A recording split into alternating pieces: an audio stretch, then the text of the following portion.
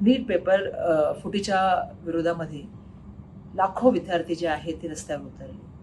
देशभरामध्ये आंदोलन झाले, महाराष्ट्रात सुद्धा आंदोलन झालं. मुंबईच्या आंदोलनामध्ये जी घटना कालच्या व्हिडिओमध्ये दिसली ती मनाला यातना देऊन गेली.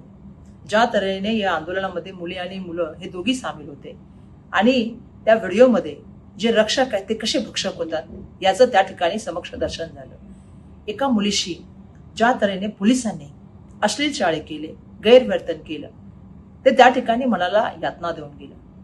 मुलीबाळी या आपल्या आहेत, पुरोगामी आणि प्रगत राष्ट्राच्या मुली, ज्यांना आपण एका ठिकाणी सांगतो की बेटी बचाओ बेटी पढाओ, लाडक्या बहिणी, त्या मुलींशी अशा तऱ्हेने गैरवर्तन होणं, अशा तऱ्हेने त्या ठिकाणी त्यांच्याशी जे आहे ते अश्लील चाळे होणं. आज छत्रपती शिवाजी महाराजांच्या महाराष्ट्राला देवेंद्र फडणवीस साहेब तुम्ही काळिंबा फासलं. ज्या ठिकाणी महिलांकडे किंवा मुलींकडे वाकड्या नजरेने बघितलं तर सुद्धा कडेलोट केला जायचा आणि चौरंग केला जायच्या, अशा महाराष्ट्रामध्ये आज आम्हाला सांगायला लाज वाटते की आमच्या मुली सुरक्षित नाही आहेत. त्यांच्याबरोबर आंदोलनामध्ये ज्या तऱ्हेने वर्तन होतं, गैरवर्तन होतं, ते लाजिरवाणं आहे.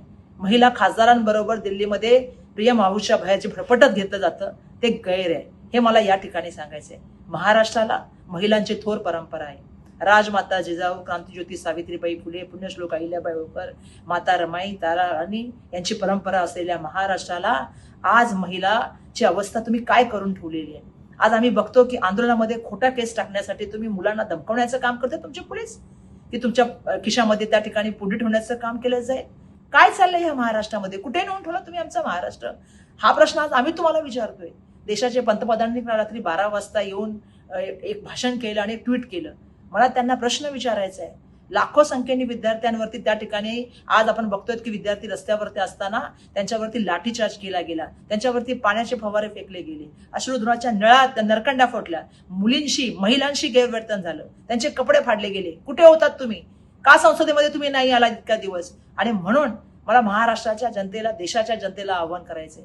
आपल्या मुली ज्या आंदोलनात गेल्या, ज्या न्याय मागायला गेल्या, की ह्या परीक्षेपट्टीमध्ये जे होणारं मुलांचं, विद्यार्थ्यांचं भविष्याचं नुकसान आहे ते थांबलं गेलं पाहिजे आणि जे त्याला जबाबदार आहे त्यांना शिक्षा झाली पाहिजे, त्यांचा राजीनामा झाला पाहिजे, म्हणजे शिक्षण मंत्र्याचा राजीनामा झाला पाहिजे.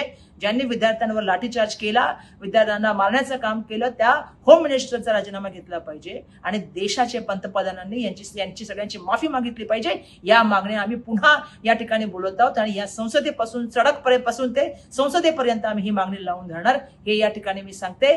आणि देवेंद्र फडणवीसजी, ज्या तऱ्हेने तुमचं डिपार्टमेंट वागतंय, बदल्या करून किंवा सस्पेंड करून होणार नाही, त्यांना कामातून काढून घेतलं पाहिजे, त्यांच्यावर कठोर कारवाई झाली पाहिजे, ही अपेक्षा आम्ही करतो. महाराष्ट्राच्या मुलीबाळींची इज्जत जपणं आणि ती वाढवणं ही तुमची जबाबदारी होती, पण त्यात तुम्ही कमी पडलात, हे मला आपल्याला सांगायचं.